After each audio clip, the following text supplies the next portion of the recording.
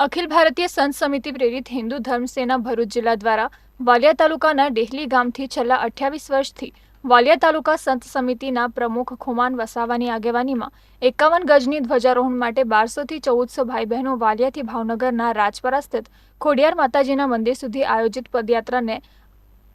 અખિલ ભારતીય સંત સમિતિના સંયોજક અરવિંદ બ્રહ્મભટ્ટ, પ્રયાગરાજના પરમ પૂજ્ય મહામંડલેશ્વર મહારાજ, સંન્યાસી સંત સંજયગીરી મહારાજ, પાયલોટ બાબાના શિષ્ય હરિદ્વાર દ્વારા ખોડિયાર માતાજીની આરતી કરી પદયાત્રીઓને ફૂલહાર પહેરાવી પદયાત્રાનું પ્રસ્થાન કરાવ્યું હતું. આ પ્રસંગે હિન્દુ ધર્મ સેના ગુજરાતના સંરક્ષણ દેવુભા કાઠી,